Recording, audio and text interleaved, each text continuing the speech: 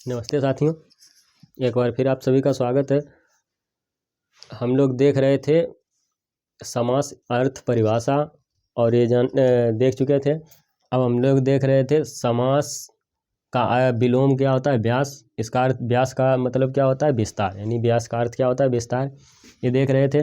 अब हम लोग देखेंगे कि एक पॉइंट है, दो या दो से अधिक पदों के मेल से बना एक ही पद क्या कहलाता है, समस्त पद कहलाता है। यानी दो या दो से अधिक पदों के मेल से बना शब्द समस्त पद कहलाता है। इसे हम देख रहे थे। तो आइए लिखते हैं क्या, दो या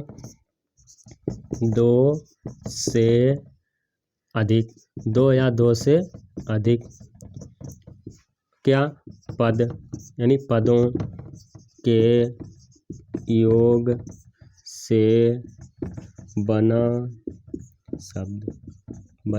शब्द क्या कहलाता है, समस्त पद कहलाता है। समस्त पद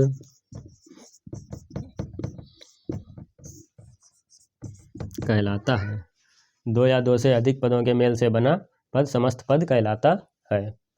और समस्त पद होता है, वही क्या होता है, हमारा सामासिक पद भी होता है। यानी समस्त पद को ही हम क्या कहते हैं, इस समस्त पद को ही सामासिक पद भी कहते हैं। ये भी याद रखिएगा, सामासिक पद, यानी इस समस्त पद को ही क्या कहते हैं, सामासिक पद भी कहते हैं।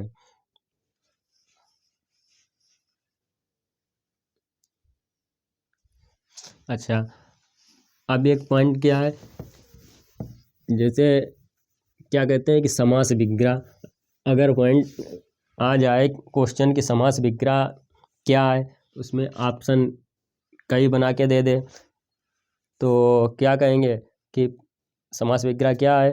तो हम लोग लिखेंगे, जो क्या होता है, यहाँ पे था जोड़ना, यहाँ पे अलग करना, यानी समस्त पद, यानी समस्त पद या सामासिक पद कुछ भी कह लीजिए, समस्त पद को विखंडित, यानी अलग, विखंडित या अलग अलग, विखंडित या अलग अलग करने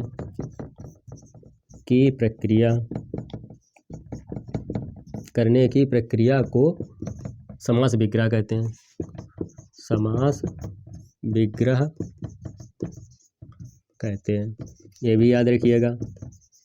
यानी अलग अलग करने की प्रक्रिया को समास विग्रह कहते हैं, या पृथक पृथक करने की प्रक्रिया को समास विग्रह कहते हैं। एक पद होता है, एक पद है, और उसको अगर हम अलग अलग कर दें तो क्या हो जाएगा, समास जो विग्रह हो जाएगा। और अगर कोई अलग अलग पद है, उसको हम अगर जोड़ दें तो क्या बन जाएगा, समस्त पद या सामासिक पद उसे कहेंगे हम। अच्छा, ये तो हमने उन लोगों ने कुछ पॉइंट देखा, समास के बारे में जाना। अब हम लोग देखेंगे समास के भेद, देखेंगे अर्थ के आधार पर और पद की प्रधानता के आधार पर भी देखेंगे।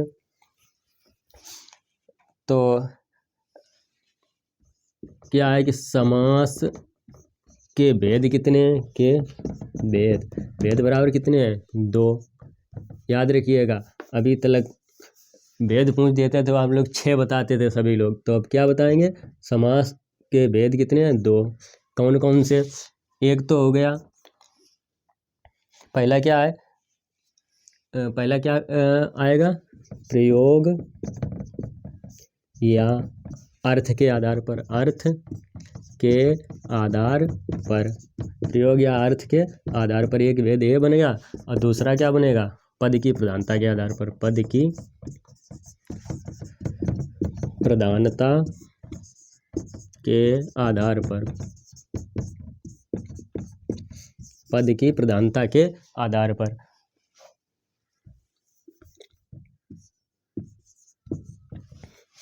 यानी प्रयोग या अर्थ के आधार पर और पद की प्रधानता के आधार पर। अच्छा, अब हम लोग देखेंगे प्रयोग या अर्थ के आधार पर कितने भेद हैं। तो आइए ये देखते हैं।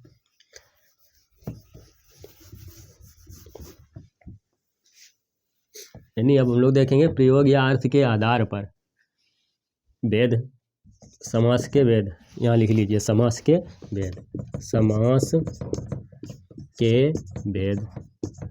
प्रयोग या अर्थ के आधार पर समास के भेद कितने होते हैं? 6। प्रयोग या अर्थ के आधार पर समास के भेद 6 होते हैं। और कौन कौन से होते हैं? एक पहला क्या आएगा? पहला तत्पुरुष, तत्पुरुष समास, पुरुष समास। दूसरा कौन सा होगा? दूसरा क्या होगा? अव्ययी भाव समास, अव्ययी भाव समास। तीसरा द्वंद्व समास। चौथा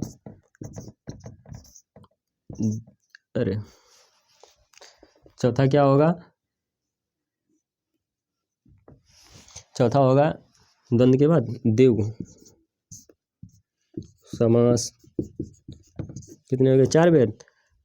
द्विगु के बाद 5वां भेद क्या होगा? कर्मधारय समास,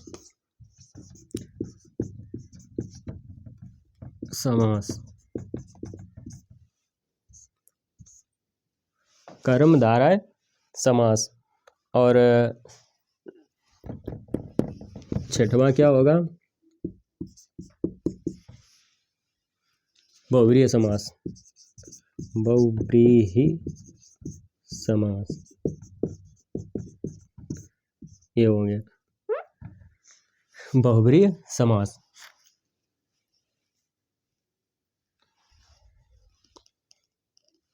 तत्पुरुष समास, तत्पुरुष समास के बाद अव्ययी भाव समास, अव्यय के बाद द्वंद्व समास, द्वंद्व के बाद द्विगु, द्विगु के बाद अव्यय, अव्यय के बाद बहुव्रीहि समास। ये तो हुए कौन से?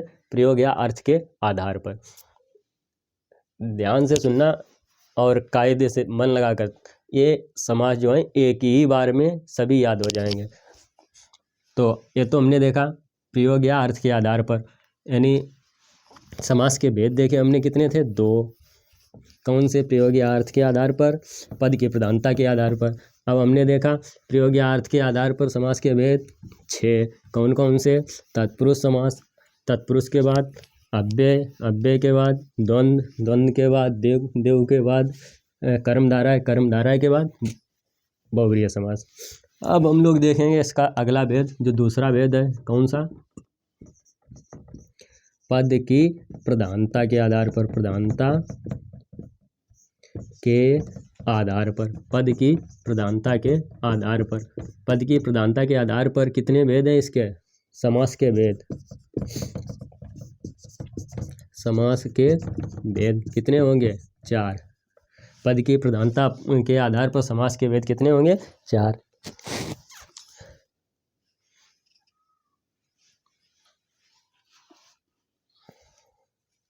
कौन कौन से?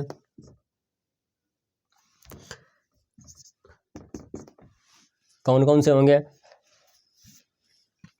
यानी जिसका पूर्व पद प्रधान हो, या ऐसे लिख लीजिए अव्ययी भाव समास, अव्ययी भाव समास। अव्ययी भाव समास यानी इसमें क्या होगा? पूर्व पद प्रधान होगा, पूर्व पद प्रधान।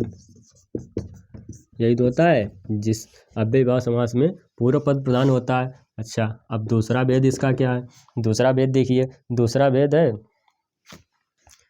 पूर्व पद प्रधान, उत्तर पद प्रधान। उत्तर पद प्रधान तत्पुरुष समास। यहाँ लिखिए तत्पुरुष समास।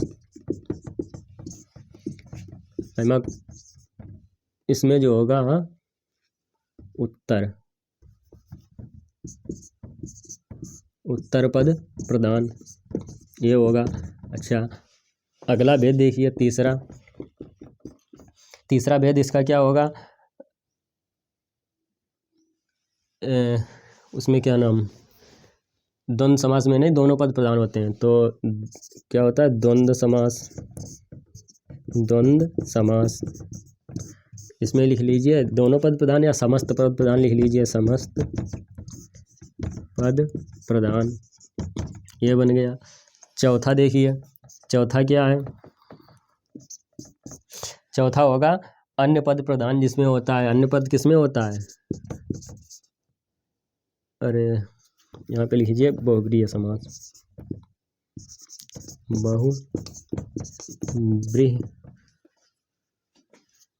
बहुब्रीहि समास, बहुब्रीहि समास, इसमें क्या होता है, अन्य पद प्रधान होता है, अन्य पद प्रधान। बहुब्रीहि समास में क्या होता है, अन्य पद प्रधान होता है। अच्छा, ये देखें हमने किसके, पद की प्रधानता के आधार पर। समास पद की प्रधानता के आधार पर भेद कितने, 4। पद की प्रधानता के आधार पर 4 भेद, कौन कौन से, एक तो अव्ययीभाव समास। अव्ययीभाव समास में कौन सा पद प्रधान होता है, पूर्व पद, और उत्तर पद प्रधान किसमें होता है, तत्पुरुष में। अब समस्त पद या दोनों पद प्रधान किसमें होते हैं, द्वंद्व में। और जो अन्य पद प्रधान होता है वो किसमें होता है, बहुब्रीहि समास में। ये तो हमने देखा पद की प्रधानता के आधार पर। अब हम लोग देखेंगे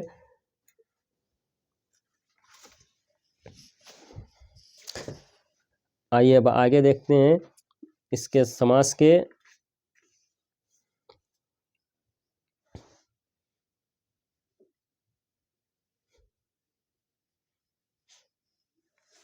अब हम एक एक के बारे में जानेंगे, जो समास के भेद हैं एक एक करके हम लोग देखेंगे समास को। तो आइए देखते हैं आज का पहला समास।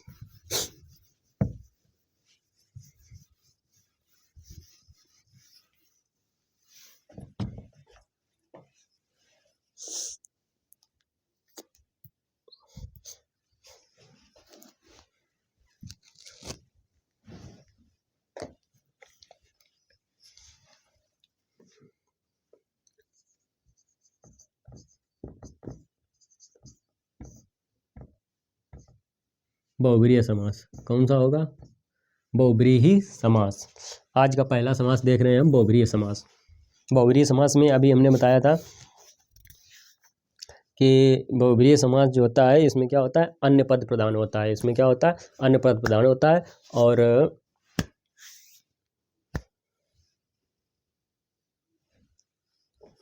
अन्य पद प्रधान होता है। अन्य पद की प्रधानता होने के कारण इसमें जो शब्द होता है उसका अर्थ होता है, कोई ना कोई अर्थ होता है। तो अच्छा, इसके भी बारे में जान लीजिए, इसके क्या नाम, बहुब्रीहि। बहुब्रीहि का अर्थ क्या होता है, इसमें एक उसमें क्या नाम वैदिक शब्द संस्कृत है, उसमें बहुब्रीहि शब्द का अर्थ है चावल का दाना, सॉरी चावल का पौधा होता है। इसमें क्या होता है, चावल का पौधा। बहुब्रीहि शब्द का क्या अर्थ होता है, चावल का पौधा होता है।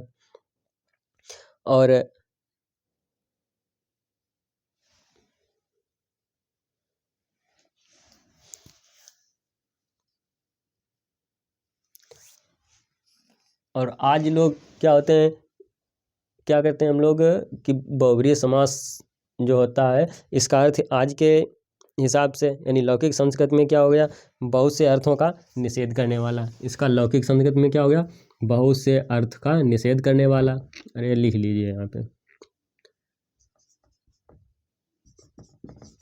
लौकिक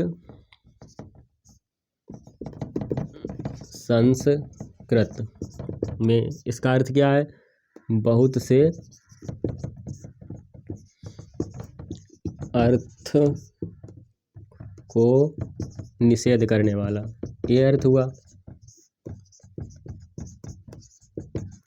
और इसका क्या नाम, वैदिक में क्या था, वैदिक संस्कृत में इसका अर्थ क्या था, चावल का पौधा, ये अर्थ था। ऐसे याद रहे, अब तो नहीं भूलेंगे कि लौकिक संस्कृत में इसका बहुब्रीहि शब्द का क्या अर्थ होता था। लौकिक संस्कृत में बहुब्रीहि शब्द का अर्थ होता था बहुत से अर्थ को निषेध करने वाला, और जो वैदिक संस्कृत में चावल का पौधा होता था। इसका अर्थ किसका? बहुब्रीहि शब्द का।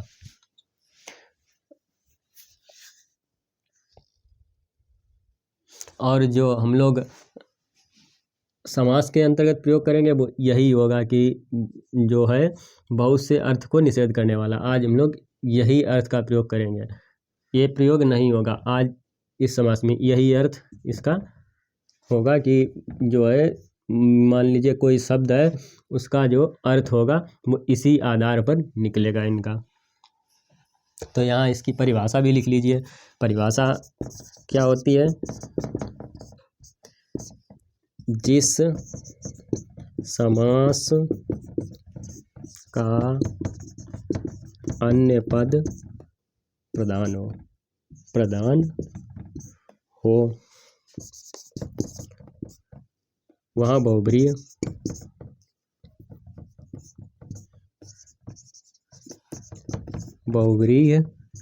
समास होता है। समास होता है, ये हुआ। अच्छा, और एक लिखिए, एक ये परिभाषा हुई, दूसरी का परिभाषा इसकी होगी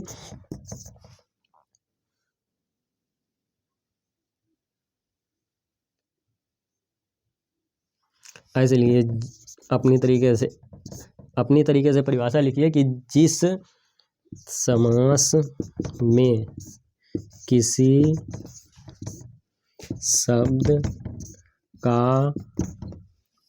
शब्द का अन्य अर्थ निकले,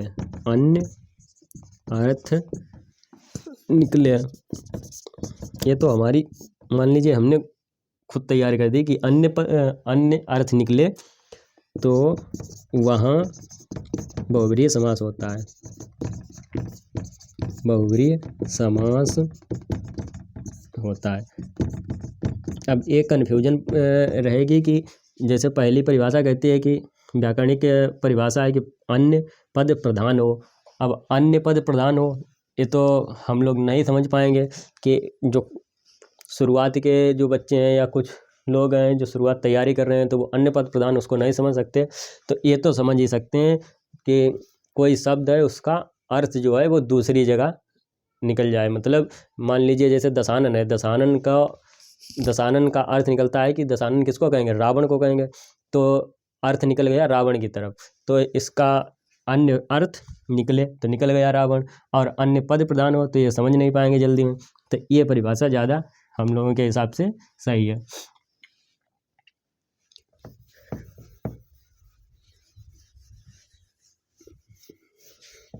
अब इसके उदाहरण देखिए।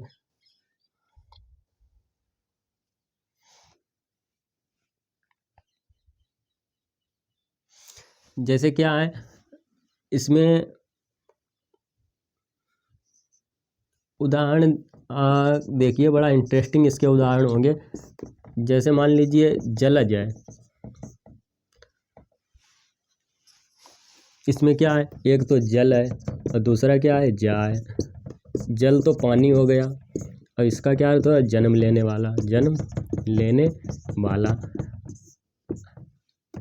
अब इसमें क्या है, जरा ध्यान से सुनना कि एक तो जल हुआ, एक हुआ जन्म लेने वाला। अब हम लोग पानी में जन्म लेने वाला कौन? तो हमें जाहिर सी बात है दिमाग में एक ही चीज़ याद आएगी, वो क्या है? क्या? कमल। ठीक, मान लिया कमल, सही भी है कमल। अच्छा, पानी में अन्य चीज़ें भी तो जन्म लेती हैं। मान लीजिए मछली भी जन्म लेती है, मछली भी तो पानी में रहती है, लेकिन ये शब्द क्या करता है? इसका अर्थ निषेध कर देता है। किसका बता रहा है?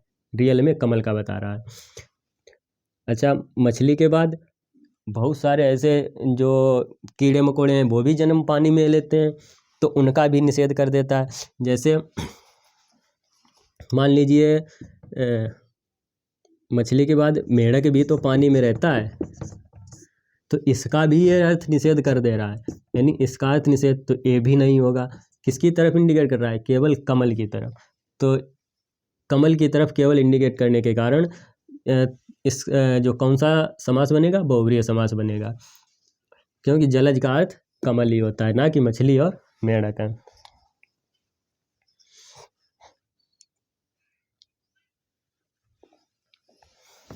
अच्छा, आगे एक शब्द है,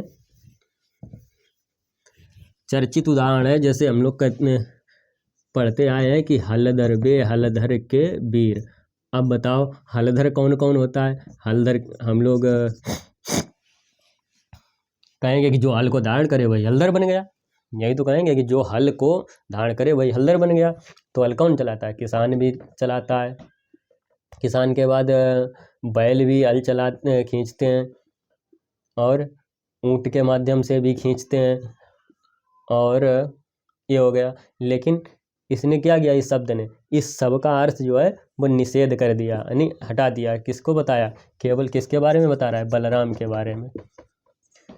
किसके बारे में? बलराम के बारे में। तो ये जो बताने के कारण ये इसमें कौन सा समास हुआ? बहुव्रीहि समास हुआ। इस क्योंकि इस हलधर ने है जरूर इनका, किसान भी हल धारण करता है, बैल भी, ऊँट भी, लेकिन इसका अर्थ का क्या कर दिया? निषेध कर दिया। इसने किसको बताया? बलराम को। तो ये बन गया बहुव्रीहि समास बलराम, यानी हलधर के माने बहुव्रीहि, बलराम, सॉरी।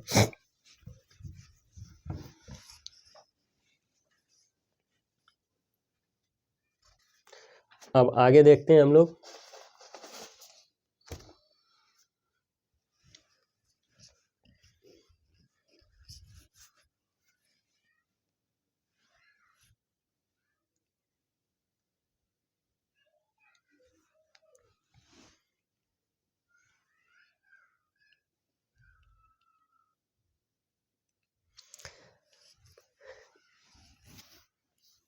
ये परिभाषा इसको हटाते हैं, लिख लिया होगा।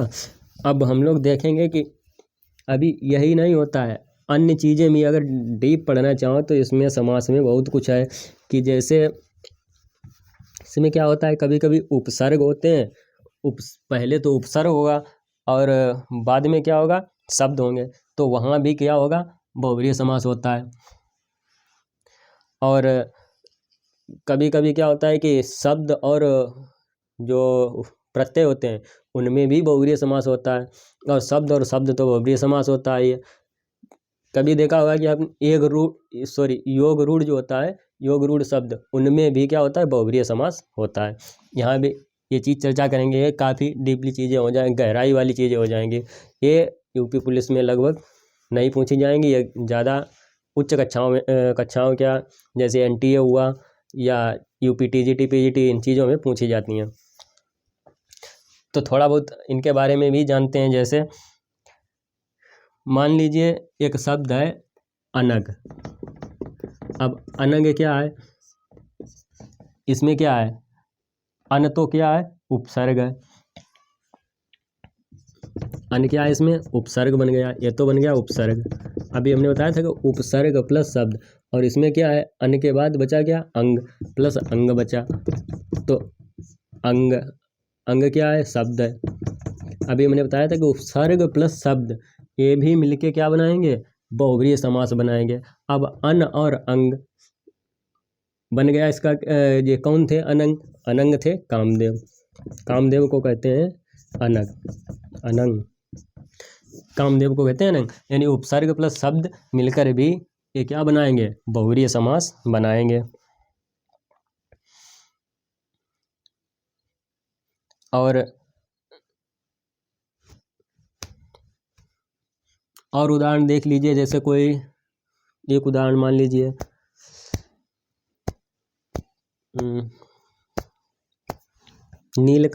इसका सुनिए। अब देखिए, एक है नीलकंठ, एक ही में नीलकंठ है, नीलकंठ। अब नीलकंठ क्या है? इसमें नील और प्लस कंठ है, कंठ। तो ये भी शब्द है, ये भी शब्द है। तो नीलाकंठ, नीलाकंठ किसका था? ये कौन बन गए? शिव जी। कौन बन गए? शिव जी या शंकर जी, कुछ भी कह लीजिए इनको, शिव जी या शंकर जी या भोलेनाथ जी, कुछ भी कह लीजिए। ये इनका अर्थ हुआ नीलकंठ। किसको कहते हैं? शंकर जी को कहते हैं।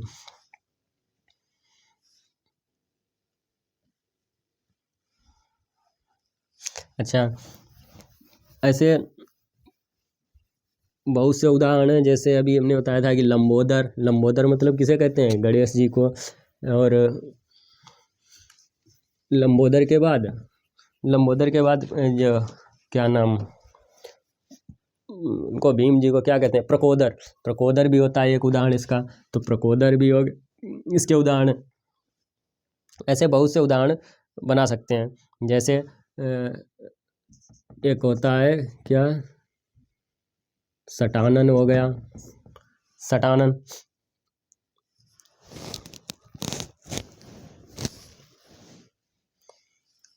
अब ये सटानन किसको कहते हैं? इसमें क्या है? सट और आनन, अर्थात किसके से 6 मुख किसके थे? कार्तिकीय, कार्तिकेय, ये बन गया सटानन।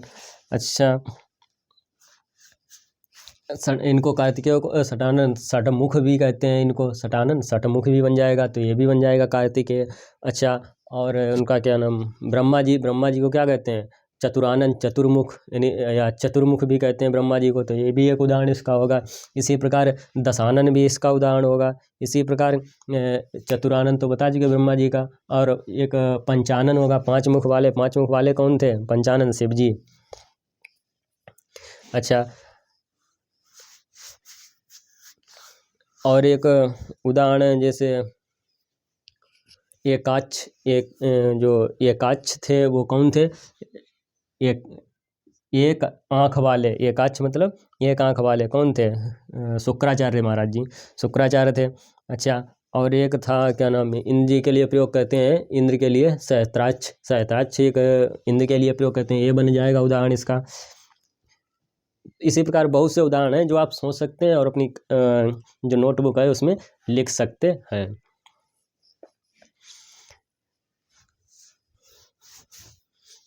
जैसे जलधि हो गया, जलधि किसको कहते हैं? बादल, बादल को। तो इसका अन्य अर्थ निकल गया बादल, तो इसके क्या हो गया? बहुव्रीहि समास हो गया।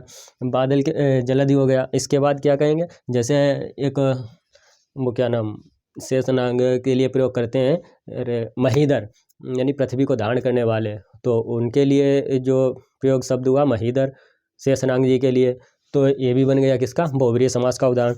अगला है जैसे गंगा जी को धारण करने के लिए गंगाधर का प्रयोग करते हैं, तो ये बन गया गंगा जी को धारण करने के लिए शिव जी, शिव जी बन गए, यानी गंगाधर शिव जी को कहते हैं। और मुरलीधर, मुरलीधर बन जाएगा इसका, कृष्ण को कहते हैं। और इसमें क्या है, जैसे एक बन जाएगा, मान लीजिए दिगंबर है, दिगंबर भी इसी का बन जाएगा। दिगंबर किसको कहते हैं? शंकर जी को कहते हैं। तो ये तो देखा हमने बहुव्रीहि समास के उदाहरण, दिगंबर, बागंबर, रक्तांबर, ये सभी बन जाएंगे किसके? बहुव्रीहि के उदाहरण। अच्छा, नीलांबर जो है, ये क्या है कि नीला और अंबर, इसमें अर्थ नहीं निकल पा रहा है, तो एक इसमें बन जाएगा कर्मधारय समास में, ये एक चला जाएगा कर्मधारय समास में, ये बताया।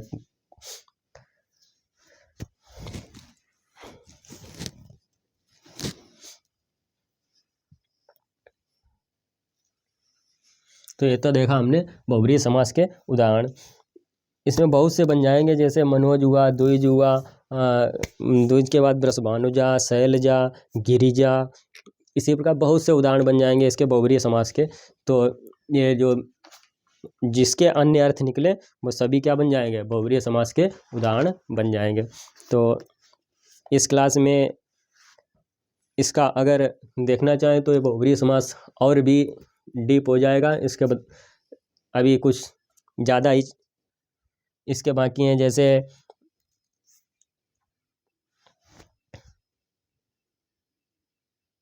किसी किसी शब्द में प्रत्यय जोड़ने से बनेगा, किसी में उपसर्ग जोड़ने से बन जाएगा, किसी में जो शब्द और शब्द के मेल से ये बनेगा बहुव्रीहि समास। तो ये तो हम बता चुके थे। तो आज के लिए इतना ही।